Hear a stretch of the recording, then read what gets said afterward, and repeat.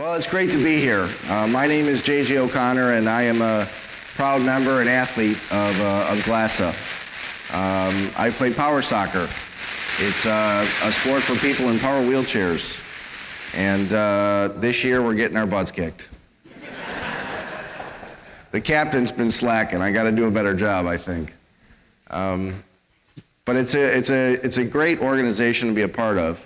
And I'm super proud to be here and to represent the athletes of GLASA.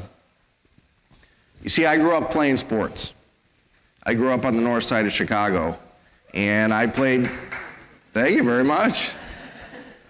And growing up, I played just about every sport there was. I played baseball and football, and I swam and golfed. But my absolute favorite sport was hockey. If I could wake up and play hockey all day long, that was a perfect day for me. And I remember how I got into hockey. I was in first grade, or kindergarten, and I came home from school, and I was crying to my mom. And some kid at school had been picking on me. And instead of giving me a pat on the back or comforting me, she said, "That's it, we need to toughen you up, you're playing hockey." Thanks, Mom. She's here tonight. She's a pretty tough lady.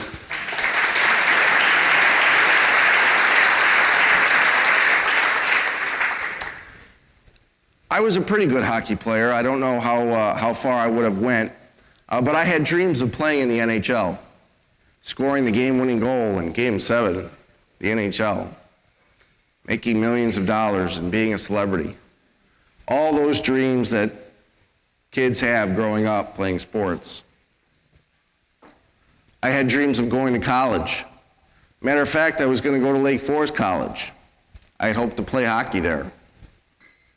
Coach Fritz is here. I'm sure you would have had a spot for me, right, Coach? I had lots of dreams. They all involved sports, specifically hockey.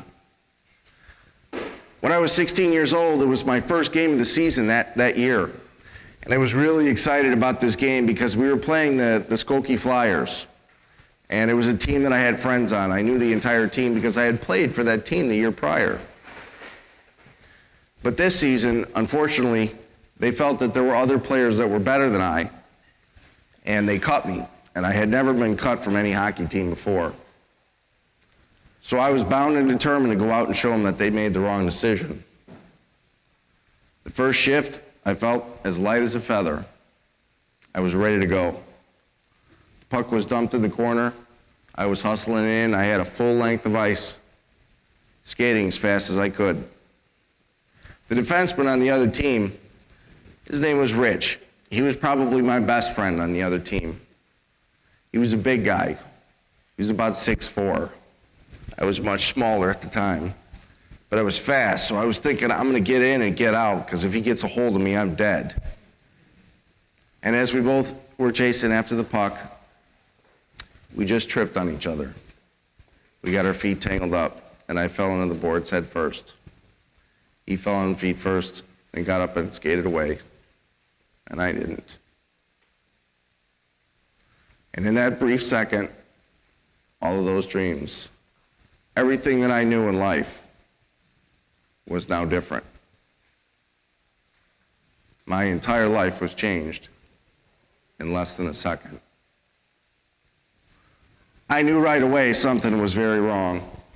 As I laid on the ice, I looked over and I saw my hand, and it didn't look like my hand. I couldn't move or feel anything.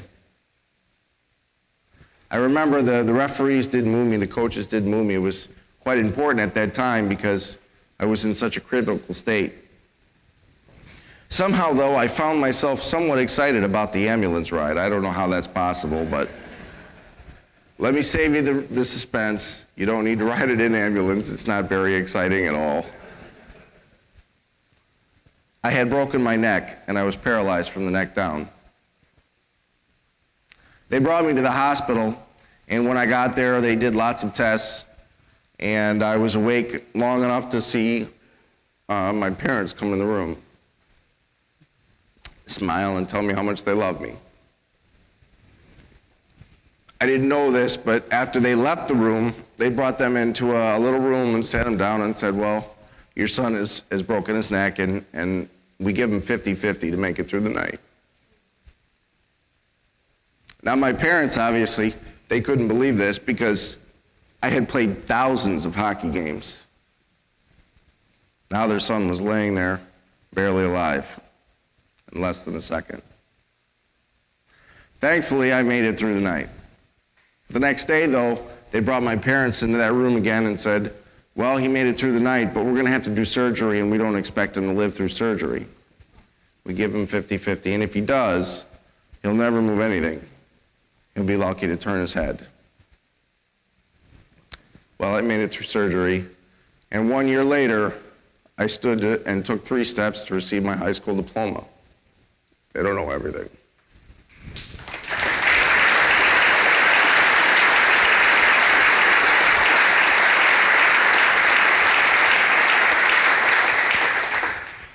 After that night, when I was in the hospital, I remember the biggest and most best thing for my day, the thing that I looked forward to more than anything, was to get pushed down to the door so they could open the door and I could feel the breeze. Be outside a little bit and feel the sun on my face. That was the best part of my day. I was 16 years old. A few weeks earlier, I was on top of the world, a cocky 16-year-old that knew everything. Nobody could stop me. I didn't listen to my parents, and I would fight with my 5 sisters as much as I could. I remember my first Christmas home after I got injured. My 6-year-old sister at the time, Shannon, she came and jumped on my lap and said, JJ, I can't wait to play baseball with you again. She was only 6.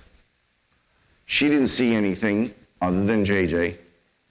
Didn't matter to her that I was in a wheelchair. Didn't matter. There was no disability to her. I was the same person. You see, we use the word disability, and it's a word that we can visibly see that I have a disability, and it's a comfortable word because it's just a way to kind of identify it. But really, everybody in here has disabilities. It's just some are more visible than others. But what GLASA is about, and what I've learned, is it's about your abilities, not your disabilities. We can all focus on the disabilities. Each one of us have them. But it's about our abilities that make us who we are. A year after I got hurt, I went to Craig Hospital in Colorado. And at that time, I was bound and determined that I was going to walk again, that I was going to walk out of the hospital and get on with my life. I had done rehab for a year. I had, done all the things that I needed to do, but I was still not going to give up. I had some movement. I was getting better. That was what I didn't understand life. Never thought that I would be in a wheelchair 17 and a half years later. So Craig Hospital was going to give me the magic pill, the therapy that I was going to walk out and be fine and get on with my life. And after a week of testing, they said, JJ, I'm sorry, but there's nothing we can do. You're going to have to go home and get on with your life. I didn't understand what that meant. And I remember my walk back from meeting with the doctors to the room that I had stayed in, and I saw a dog running and jumping and playing with its owner. And I thought to myself, this dog has more of a life than I do. It was the lowest point of my life. Didn't know what I was going to do. That next day, we did some sightseeing. It was our last day before we went home. And we went to the top of Pikes Peak. And as I sat at the top of Pikes Peak and looked out at the most magnificent sight your eyes could possibly gaze upon, I thought to myself, well, JJ, you have 2 choices here. You can either go home feeling sorry for yourself and let this get to you, or you can go home with a smile on your face and beat it. Just because you're in a wheelchair doesn't mean that you can't have a great life. Just because things are tough doesn't mean you can't overcome them. I think that's a choice all of us have every day. Every day you wake up and you can look out and say, I have 2 choices. I can either go through this day and conquer it overcome all the adversity, whatever comes at me, with a smile on your face. Or you can feel sorry for yourself and let things get to you. I found that life is much more fun and much easier to do it with a smile than with a frown. I've also learned about goal setting.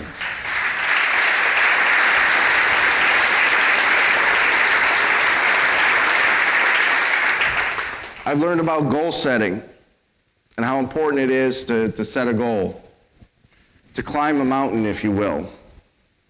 You see, I said that I was going to walk again, and I will not give up until that happens. Someday it will, and I won't ever give up.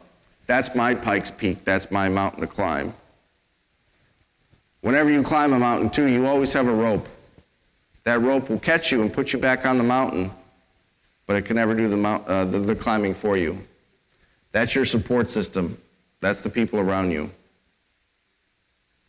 I will walk again. That's my mountain. But I have lots of other goals that I've found. And I've learned the importance of sport. I've learned that sport is also a goal. You see, I grew up playing all those sports, but they're more important to me now than ever. Playing for the GLASA Fire power soccer team has made my life better. It has improved the quality of my life.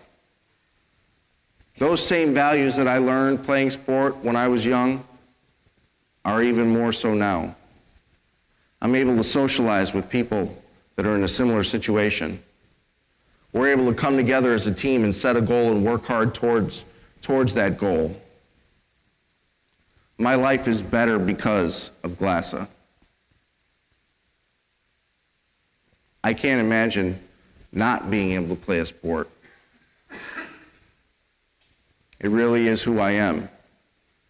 Now, when I look back and I say to myself, JJ, at 15, 16 years old, you thought success was making millions of dollars, playing in the NHL, scoring a game-winning goal in Game 7. That's not what success is. Success is doing whatever it is that you do to the best of your ability. Being the best at whatever it is you have in front of you. And doing it with a smile on your face. GLASA has helped to teach me that, and I'm a better person because of the group. I hope all of you enjoy your night tonight, because what you're doing here tonight is making my life, and many like me, have a better life every day. Thank you very much.